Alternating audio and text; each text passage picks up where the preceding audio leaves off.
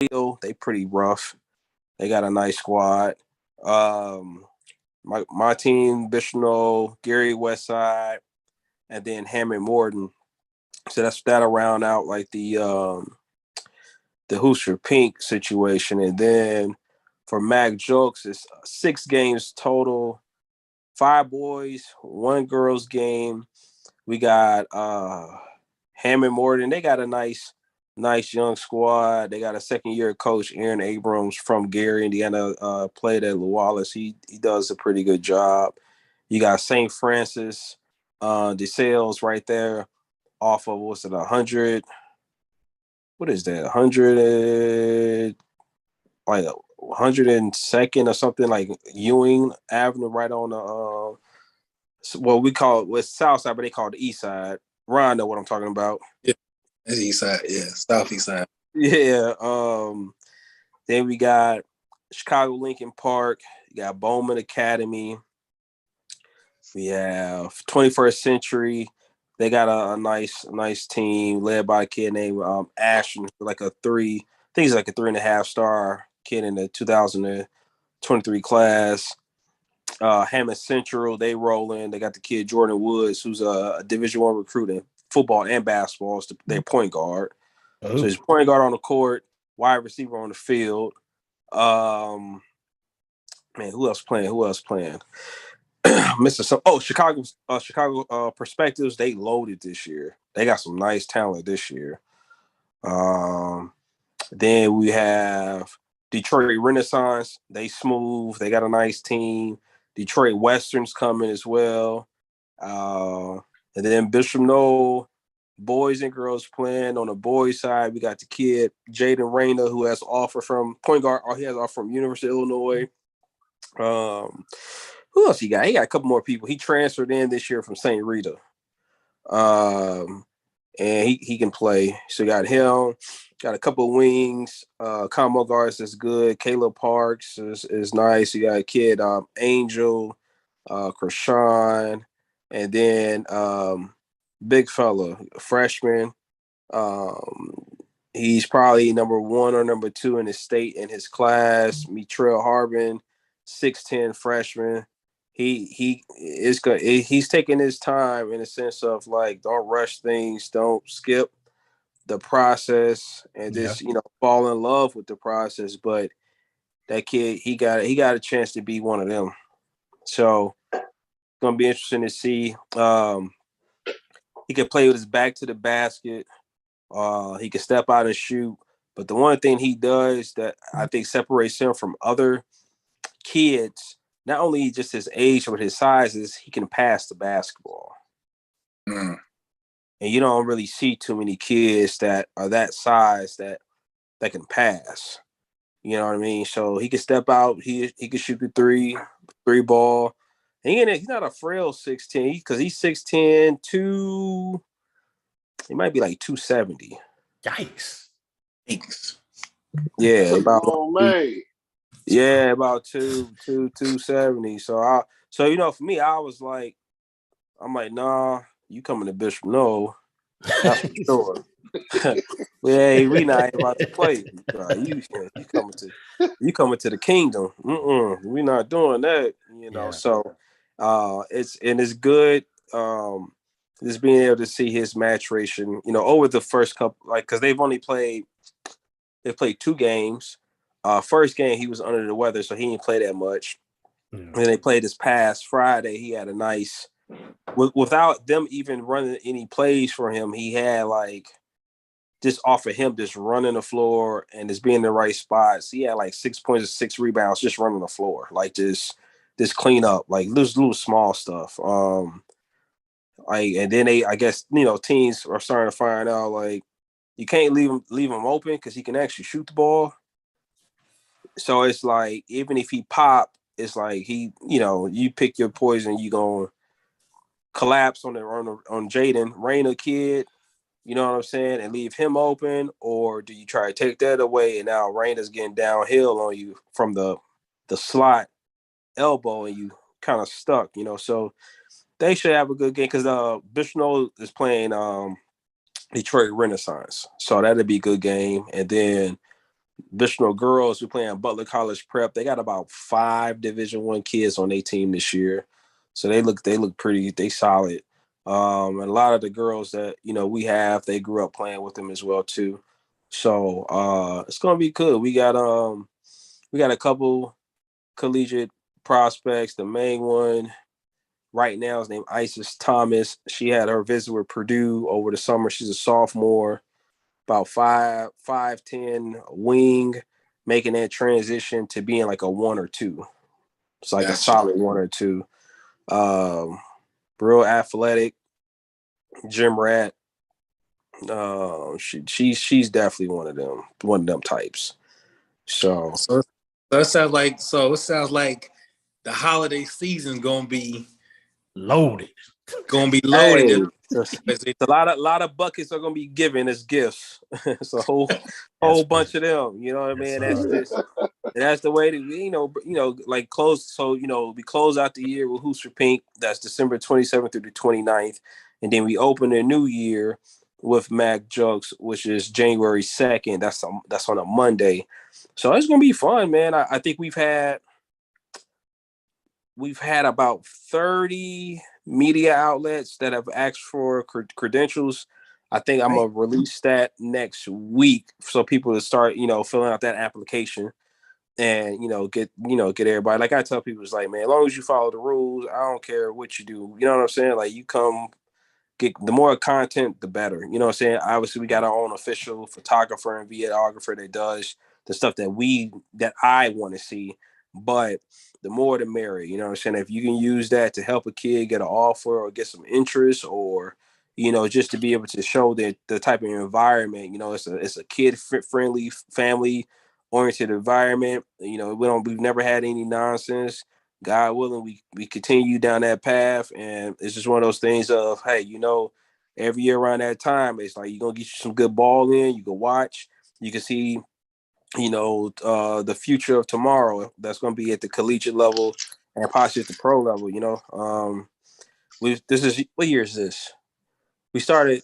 Mag Joke's first year was January 18. So this is. Man, it's about to be 2023. It don't even seem like it's been that long. Listen. I tell people all the time, nigga, COVID has wiped the calendar. That's crazy. I didn't even think of so. This is crazy. So what year is this? This is 22. 2022 is over. Going in 23. Yeah. So the first Mag Joe's Invitational was January. We did it 3 days. It started on January 1st, 2018. And now we're going into, obviously, this one, January 2nd, 2023. 5 of them things, man. Congrats. Oh, 6. It'll be 6. This is year 6. 6. Listen. And we call you this is why we call you Agent G. This is why we call you Ari Black. This is why shirts on. You see the shirt, the G2 shirt. I appreciate it, man. I got to get y'all some stuff, man. We got some. Get support. Yeah, we got praise water, man. Nah, I got y'all. I'll send y'all some stuff out, man. But it's going fast though, because like now between Hoops for Pink and Mac Jokes, only been around now 6. And see, Hoops for Pink, we took 2 years off because of COVID. So we didn't have it last year, and we didn't have it the year before. And we still, right now, with Hoops for Pink, we have over 40 girls playing collegiate basketball and over 20 playing Division I basketball that participate in that event alone. And then the Mac Jokes Invitational, last I checked, just counting Division I, so that's not D2, D3, NAIA, JUCO, just D1. I think we're at 40 that are playing Division I basketball right now. All right. Listen, G, we pick with you, but we pick with you because you doing it. Like, yeah, it's about 40 of them currently playing Division I basketball right now. So it's cool, man. Like it's interesting now to see. It's funny because it's like, as obviously the kids get older, you get older too.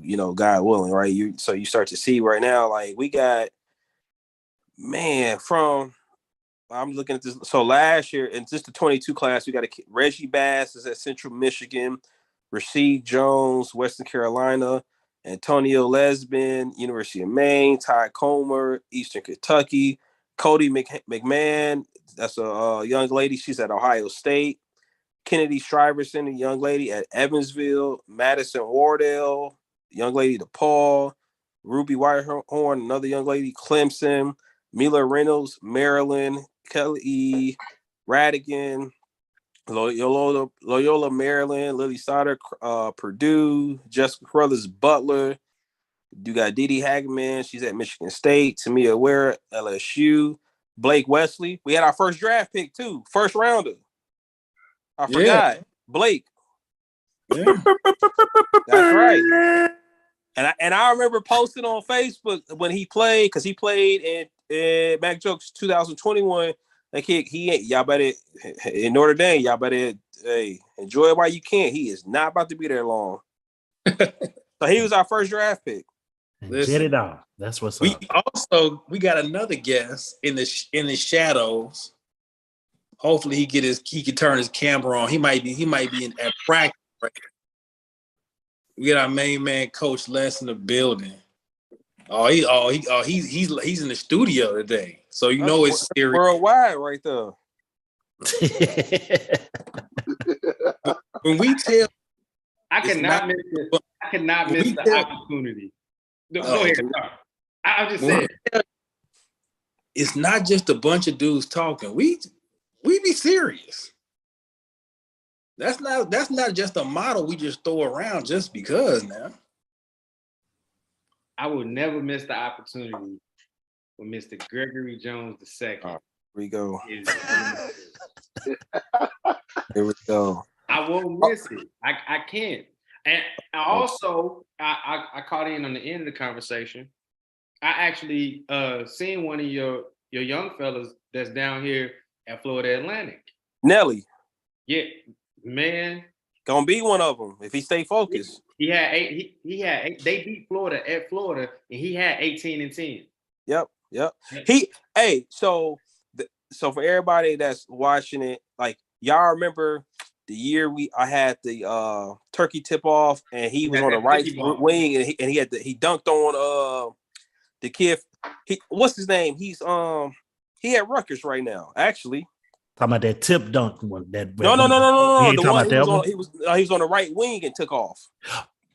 Yeah, I know. I seen him. Yeah. And he had a 50 ball. He had a 50 ball that year too.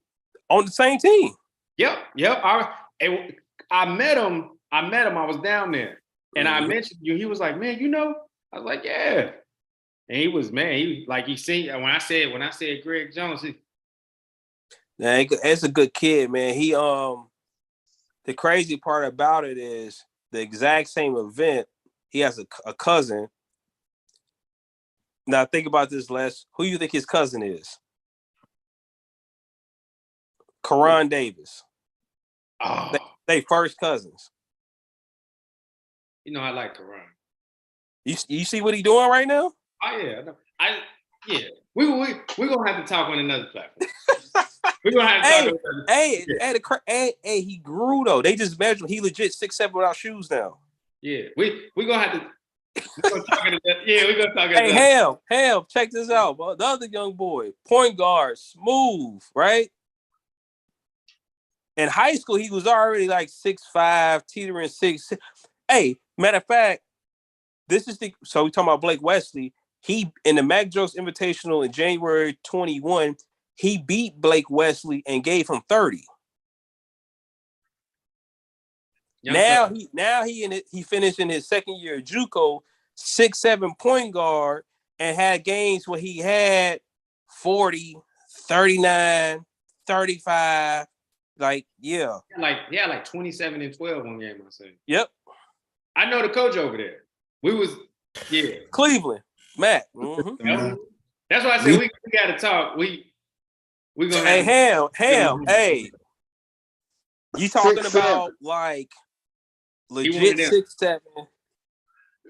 can pass the you know basketball, what to say but when you dunk call on my you, can name. score You know what to in the say open when you call floor, my name can and you said hit the 6'7" three because you know ball, I'm thinking but business. actually want to get better. And it was like I ain't got no choice but to do this. See, you knew what you were saying when you called my name and you said 6'7", Yeah, because you already know I'm thinking one set off yeah. the rip.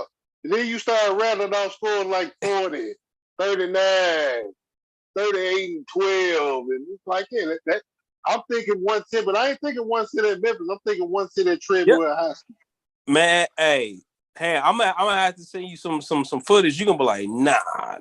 Yeah, send that on through. I watch footage. Yep. So Young him fella. and the kid Les talking about Nelly Davis, they first cousins. Yep. Listen, 94 feet of life, where you hear about the stars first. You can say, hey. Yeah, I'm gonna tell it again while we here. Greg told us about Luka Doncic in 2015. He did. Straight up. Well, He did. Luka was what, 16 at the time, 15? 15. Yeah, he's like he was either 15 or just turning 15. Because that was I'm trying to remember when we talked about him. You just didn't tell us. You sent us video. No, I'm saying, did I tell the story on how I even got in contacted with him and his dad? Tell it again. I can't remember. So I ain't gonna say the name of the school or the coach. They hit me up and was like, they're like, gee, hey, we need your help. What's going on? We got this kid, we trying to get over here, but we don't. Can you all right, whatever, send the number over, whatever, cool. Hit his dad up, real smooth, cool dude, we talking.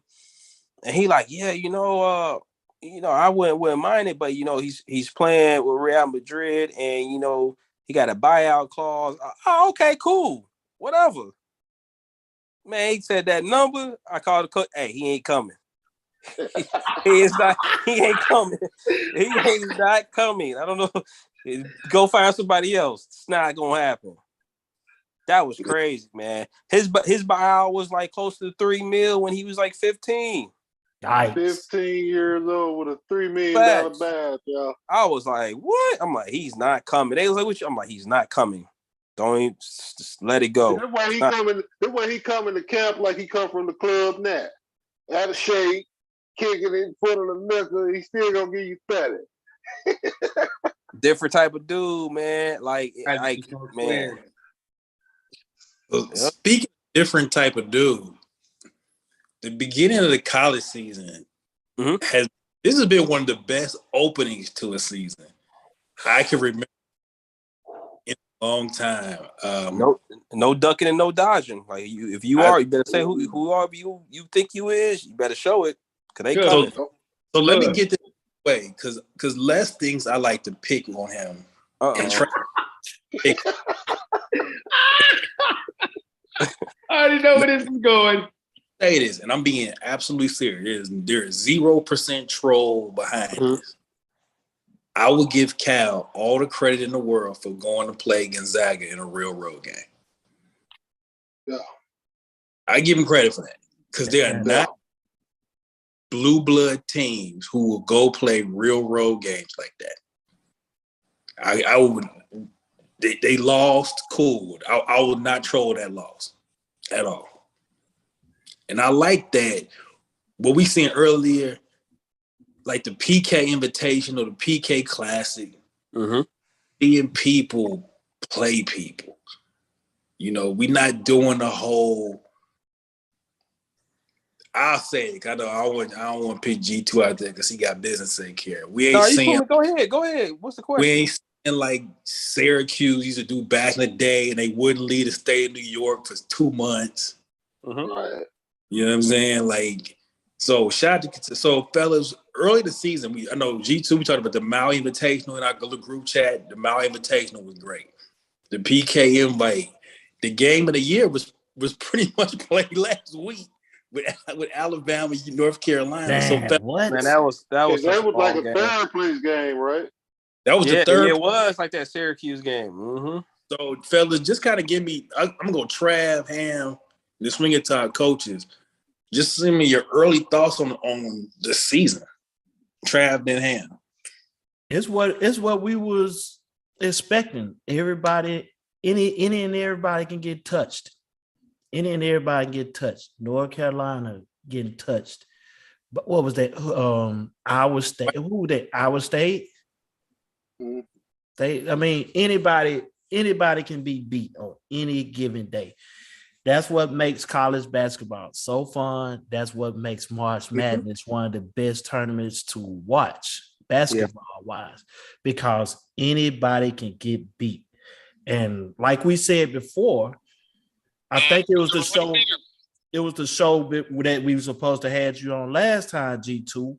I apologize again. I'm sorry. You good. We will get on the first class 2-story bus next time and do a show with you on that. Yeah. So anyway, it's like this game is. We make fun of it, but this is a grown man's college game now. Gee, I think you said it off the rip. And I said it last week as well. You can't dunk nobody in November. You know what I'm saying? No, boy. All these tournaments provide opportunities for somebody to get touched early. It's like March atmosphere going into the week of Thanksgiving.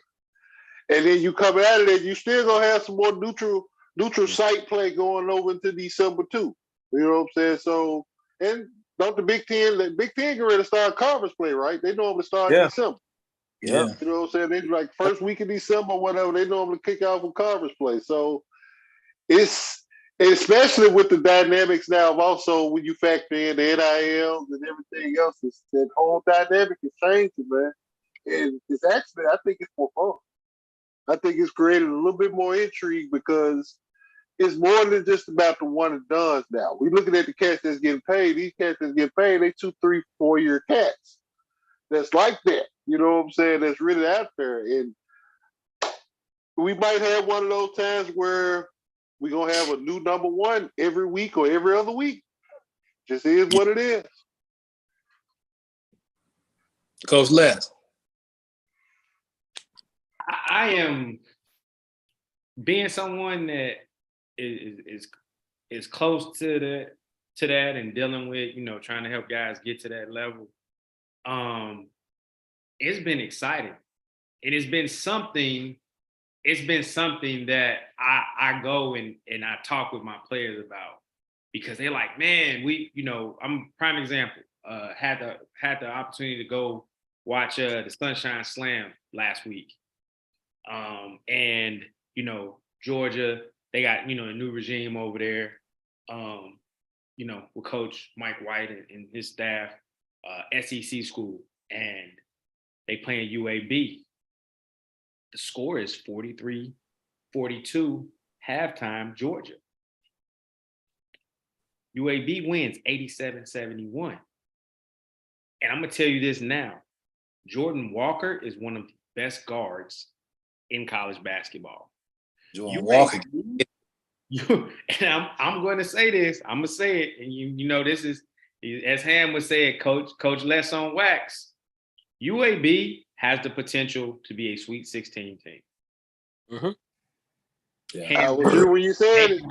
They have guard play because they got the transfer from LSU, and he's that.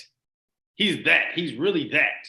And then their front court is all former high. You got ACC, SEC, and these guys are true big men. This ain't nothing wrong with picking and popping and all that Euro, and nothing wrong with that. But they got a real, and they are, and when I say grown, it's grown man basketball. UAB is grown man basketball. And it's something that Conference USA gonna have to deal with, and whoever they play in the tournament. Like, it is the mid majors. I'm telling you this right now. This transfer portal has opened up an avenue to that you won't be shocked if you see Conference USA in the Sweet 16, the Metro Atlantic in the Sweet. you won't be shocked because I'm gonna tell you this, and this is no disrespect to anyone, because anybody that gets on that sideline and puts in that time, puts in that work, deserves all the respect in the world. I'm gonna tell you this now. There are some great coaches at the mid-major and quote unquote low major level. Some great coaches. Because a lot of times they have to do a more with less resources. So Correct. That's correct.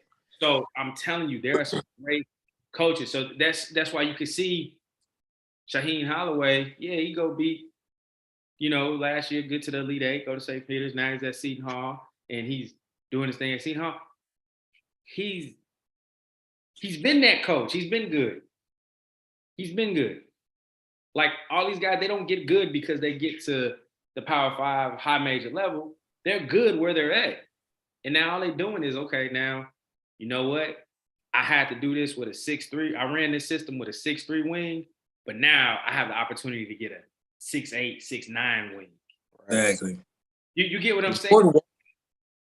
I saw Jordan Walker play at the AEBL league in Atlanta in the Pro-Am. And yeah, it's Pro-Am, so it's whatever, but he one of the people that if you see them like in that 1 versus 8 game in the second round, like he gets hot, and you like, we ain't really got nobody that can do anything with him. That can said 2-16. He had a bad first half. Yeah. 30. He still scoring. And they're tough. And like, like, oh man, those guys are tough. I'm gonna tell you this now. The toughest teams I've seen this year, when I say tough, like them guys, Houston, Arkansas, of course. Houston, Arkansas, UAB. Those are tough dudes. Those are grown. And when I use this term, it's not being negative or making demeaning these young men. They are gangsters on the basketball court, meaning they are going to force their will upon you on the basketball court. That's it. On the basketball court, not off on the court.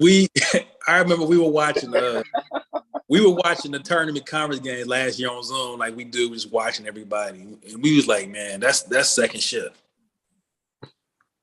It's 3 to 11. Well, nobody want to work. 3 to 11, dude. 3 to 11.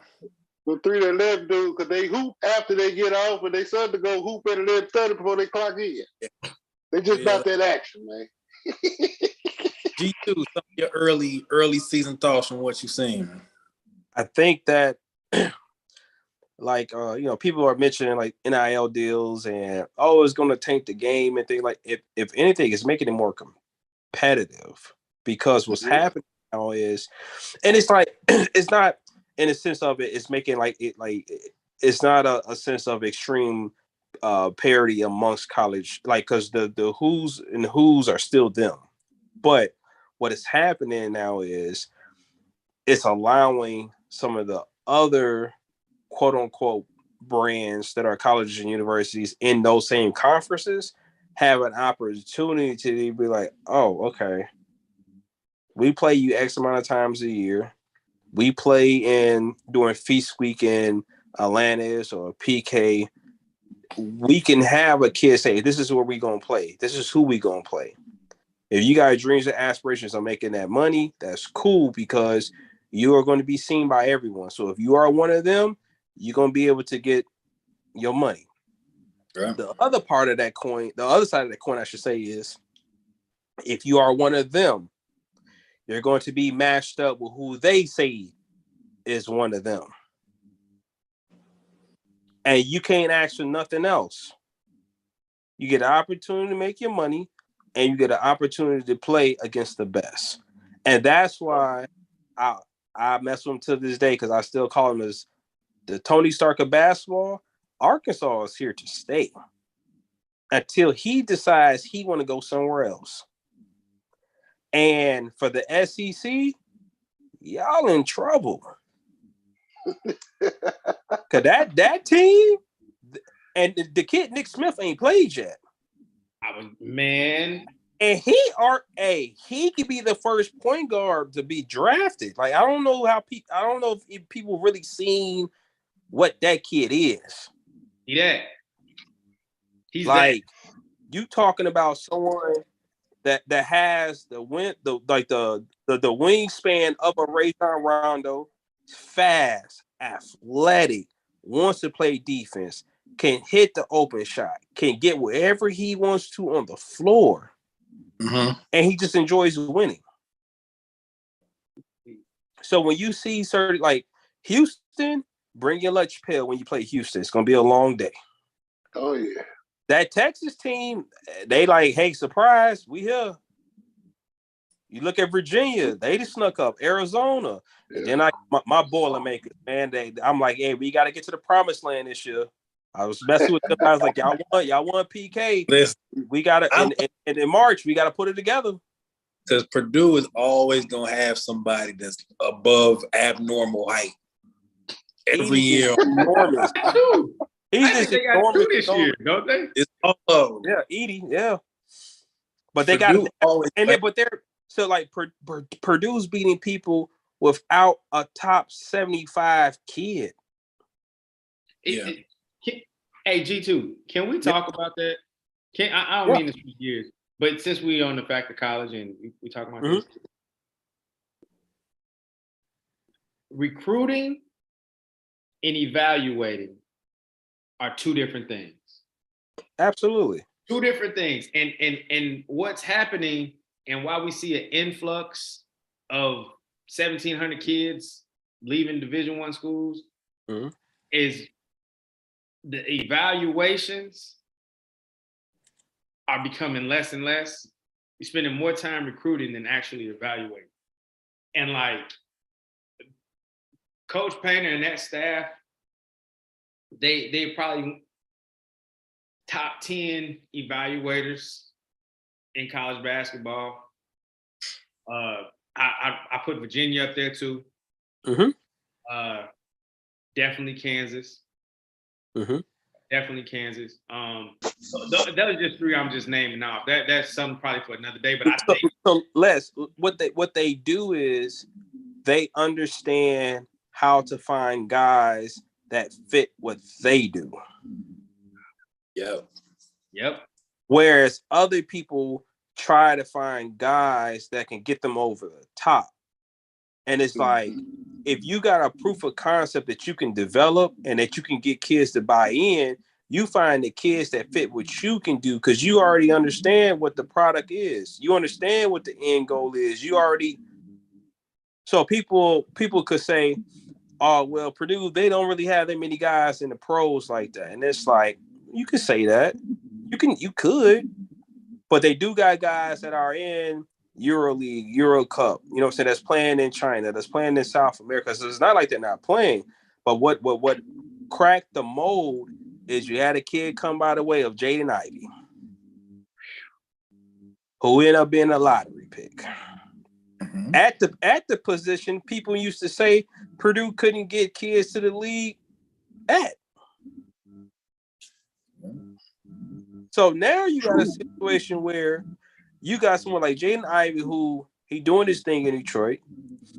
You're going to have other guards that are kind of like in that wiry built mode of they might not be on the same lines of potential or skill, but they can kind of swim up that stream of a John Morant because that's how Ivy patterned his game after him. Right. So you're going to get one of them wiry kids just like that technically should go to a University of Kansas or go to a Carolina or possibly even one of the ones that's like that go to Villanova. And they gonna say, you know what, let me stop there in West Lafayette and see what's going on. Because when you go on a campus at Purdue and you like, yo, what is this? This all right. This ain't bad. Mackey Arena, not bad. Not a bad place to play. Purdue and Kansas, it's like about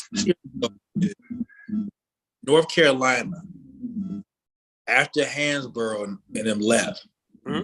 North Carolina we guys who can, as Greg talked about, can go pro. Not necessarily a lottery.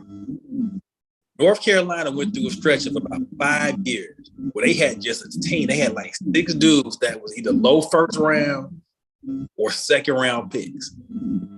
You could win the national title with 6 second round picks. If you got 6 second round picks on the roster, you win the title with that. Absolutely. Hey, Ron, you know what's so crazy? One of y'all right now, Google, like go on YouTube and search Miles, spell with a Y, Miles Colvin, Purdue recruit. Look how he played, and he coming in there. Look what he looked. And then on top of that, look and see who his dad is. Who said name was Miles Colvin. So my MYLES, the last name Colvin, COLVIN. Fellas, I'm sorry. One of my young fellas is playing. I had to peep in, and he got a monster dunk. Then he got a nice little hook shot. So my bad. No, we do talk the game. We doing everything. It's full service. Yeah, my bad, fella. So how tall this kid, G? 6'4". He of that mold. He is up the mold. Athletic is all get out. He way above the rim. See what I'm saying? Strong through traffic. Purdue with the block. Now you see what I'm saying? Put the screenshot on that paper. Now you see what I'm saying. It only take one. Yeah. It only take you to get one. And when you get that one, it's like, oh, well, okay. Because see, that used to be the thing with other schools if it was Purdue and somebody else, they say, well, they don't have this or they've never had that type of kid. Well, they can't say that no more. Right. And that kid, he one of them. So we'll go back around the horn, Ham, Trav. Who are some other teams that you've seen early? We talked about UAB. We talked about some of the teams early in the season that you like. Who are some of the squads that you liked early? You know who I'm going to watch? I'm going to be on the lookout. I ain't going to say I'm going to stay up late for them, but I get up early anyway, so I might get up around like 2 a.m. and watch them. And I was impressed just with their effort over the weekend. Portland played Carolina well. They played pretty much well the rest of the weekend. I think I saw them play Sunday, I believe. Can't remember who they were playing. Michigan State joined. Shante Liggins a beast. I'm telling you right now, he was the head coach at Eastern Washington that almost knocked off Kansas a few years ago. He's a beast. He's the next. I'm telling you this right now. He's the next. He's don't eat. You're gonna hear the name in the spring, and it's gonna be in a Power 5 conference. I'm not even gonna say this. There you go. I'm gonna just tell you that. He's next. He's next. He's a beast. He's a beast. Trav, who you really? I mean, I don't have one in particular. I'm just looking at just certain like teams that really don't supposed to win against these certain high-powered teams. It ain't. We usually can look. Excuse me. We usually can look at a game and be like, okay, they probably win. They'll probably lose or whatever. I don't see that anymore. I don't see it anymore. That's why I don't have like a particular team. I'm trying to, like me personally, I'm trying to find me like a real West Coast team, like a Oregon or something.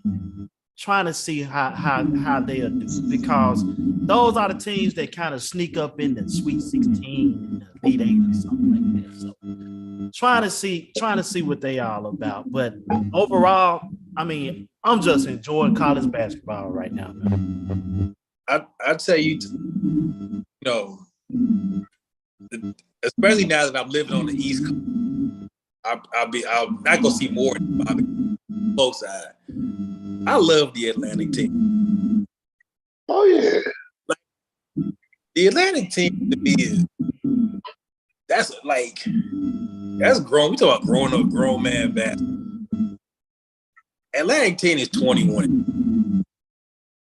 West Coast, Mountain, 21 and up.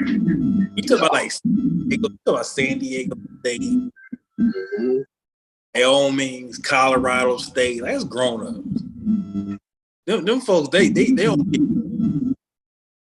they legitimately at 20. Those are some teams that early. But it's been North Carolina getting knocked off twice early, getting knocked off twice 2 times in a week. We saw Gonzaga get hit early in the week. So I think we still got to see after when conference play really gets rolling. But it's been an impressive, been a really fun start. I would say this season.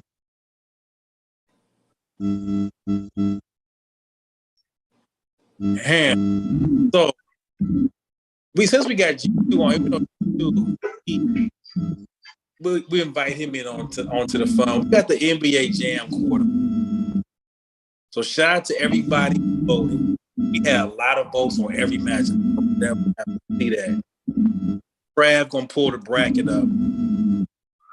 It shows you it's a good thing we did this tournament when we did. There were teams that wouldn't have made the tournament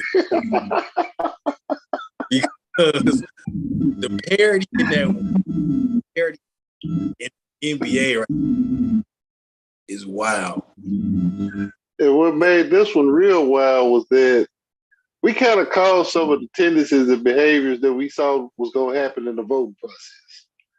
For instance, we knew that even with 2 small guards, that the duo of Dame Lillard and Ant Thomas was going to go over McLaurin and Jordan Clarkson. For whatever reason, it was just one of those deals where it's like, yo, Dame's cachet of just being Dame is going to be enough. And then on the other side, look at it, it's like they ain't really one of those kind of duos. 8-1 upset, easy. You know what I'm saying? No high seed in the Western Conference advance except for the Clippers duo of George and Kawhi. Right. So we got a whole bunch of upsets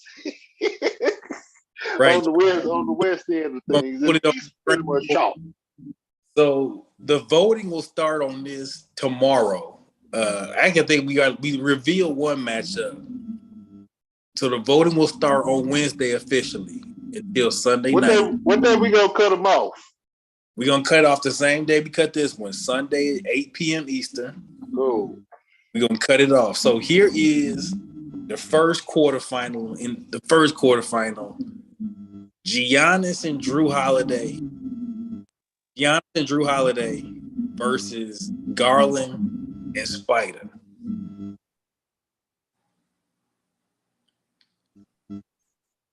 That 3-6 matchup with Garland and Spider against Trey and DeJounte, that was probably the closest one. That was the closest one.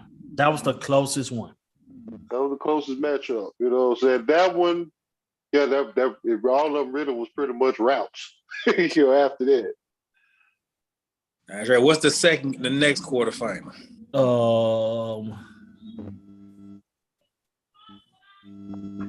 That was like chalk too. There we go. That's actually a pretty interesting joint. That is very interesting right there. So the next quarterfinal is JB and JT versus Kuz and B. The Battle of St. Louis. Yes, sir. Yeah. The Battle of St. Louis. I think you got the Pac-12 affiliation in there too. Oh yeah. Pac-12 affiliation there. All right, over to the west side. I don't know if they're gonna have enough this time. I think the bully ball of the Clippers, George, Kawhi, Damon. I think Damon signs. They make it interesting. Oh yeah. But I think PG and Kawhi might be a little too much. And then in the next quarterfinal, I'm gonna leave some barbecue nachos on that New Orleans side over in their locker room. Ooh, With a whole stack of them. ooh, y'all better feed Zion so he can get criticized on Twitter. I'm gonna leave a whole brisket in that main locker. so there you have it, folks. Those are the 4 quarterfinal matchups. The voting will begin Wednesday. It cuts off Sunday night, 8 p.m. Eastern. Vote early. Tell your friends. We'll have posts all over the Facebook group, all over Ham's Facebook. I'm gonna put them on Vote. Twitter tomorrow too. I'm gonna try to do it in a poll style on Twitter. Absolutely. Vote early, vote often. G2, I'm gonna get you back on. I got a question. Because I saw this one floated around Twitter. Now, Twitter obviously not always the best place to go. So I'll direct. Who is the best player in women's college basketball right now? Great question. Leah Boston. Ooh. Until otherwise. South Carolina. Yeah, until she lose. I mean, right now they up 4 minutes and 25 seconds going this game. Like she's probably the best. She's probably overall the best player. Okay. On Twitter, who did they say? So the Twitter art, so the mini Twitter art, it was her, Caitlin Clark, obviously, gets a lot of I can't pronounce the young lady's name. She plays at Iowa State. Oh, the little shooter. The shooter. Jones? Yeah. Uh-huh. Her name, those are like the 3.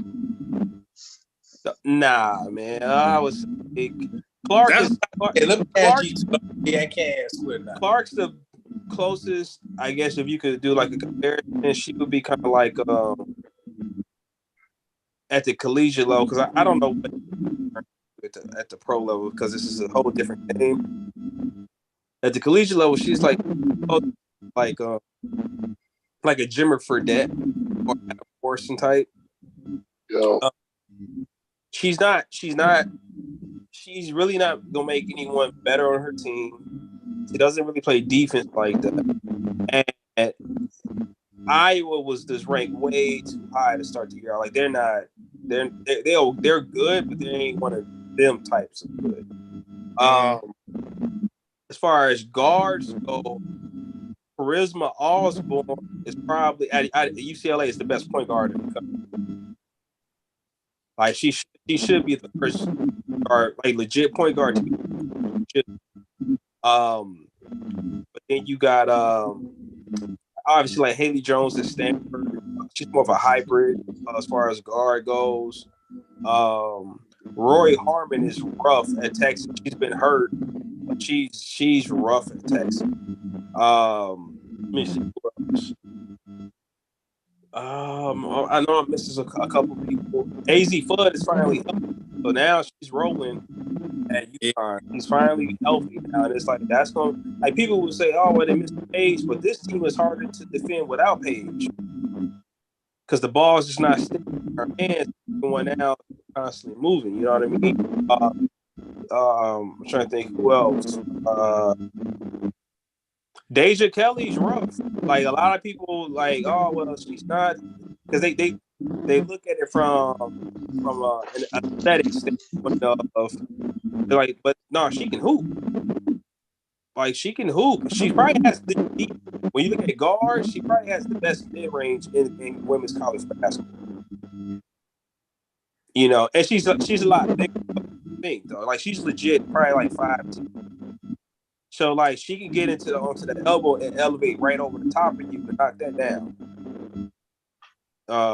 You know, so I would say definitely a little ball. So until someone beats them, it's a little ball. That's the best. So we like to close it out with a little rapid fire, a little fun. I'm go around the horn, go around the panel. Fellas, if you could take one program, like we all about the same. That's a slightly younger than me too. They know the game. If there was one program bring back to prominence right now, who would it be? I give you a couple candidates: Georgetown, Georgia Tech. Who would you like? This is really good when I was a kid.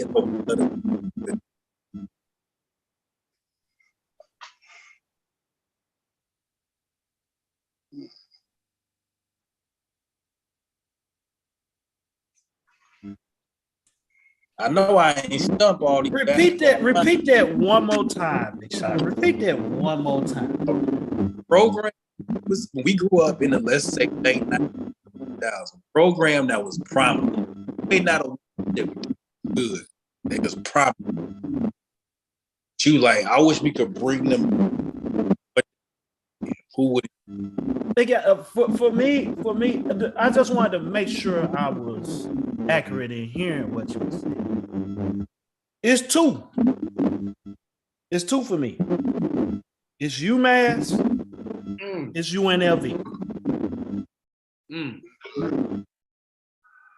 I need them back from college only. Just give me a good 4 or 5 years of them on the road. They could change the whole bracket of NCAA basketball to me. I think college basketball could use Bob Huggins Cincinnati type energy at Cincinnati. Oh. And especially with me growing up in Memphis, Cincinnati was always in the same conference. Whether it was the Metro, the Great Midwest, Conference USA, it was always grown man activity with them cats. And it made the game better. It just made the overall game itself better. Every time y'all see it in 94, somebody, Big Shot, I think you posted Nick Van Exel the other day, and I put up as the comment, former owner and proprietor of the Pyramid Arena. You know what I'm saying? It was serious. You know what I'm saying? Like that. But Cincinnati will be the one that I would choose. Georgetown is an obvious. You know what I'm saying? Just because to us, shit, they the first HBCU. You know what I'm saying? So, the way we looked at it, the way we thought about it, that's what we thought at least anyway. But Georgetown will be the obvious. I do like Georgia Tech. You know what I'm saying? Just the Bobby Crimmins there and whatnot. But I think you throw Cincinnati in that mix with them. I'm cool with that. I love to bring all that back. Les G2. Man. And I think they on the right track right now. I think they on the right track right now. I really like what they're doing. I think, this coach really has the pulse of the city and trying to make some things happen. I gotta say DePaul. I gotta say DePaul. It's my hometown bias, but I just want to see. I want to see a big name Chicago kid, or even just a kid in the state of Illinois. So you know what? I'm going to DePaul. I just want to see that. I need to see that, and I think it's coming because I think that that staff is like they're gonna make some things happen for sure. I just I want to see make DePaul great again. I would say obviously Hoya Saxon, Georgetown. The one would be Kid. Man, I used to love those balls. Trey Bell. Man, lost to college, rough. So I will say if I had to pick out,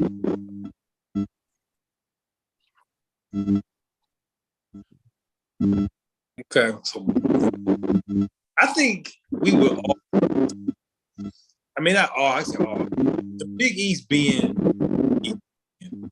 because in the 90s, the Big East was what it. You talk about the Big East. You talk about Syracuse, Georgetown, Villanova, St. John. The Big East was it. The Big East was it. You know, the Big Day, the old, you know, the Carrier, like that was any of those Big East teams being it would look. We gonna get out of here. 90 feel like shout out to our man G2 for coming through. Special guests. Shout out worldwide. Travs in the building. Remember, NBA Jam quarterfinal match release 5 Eastern on Sunday night. Vote early, vote often. Come back next week. Who won the quarter? Do semi-final Tuesday night. 4 feet of light basketball by the people.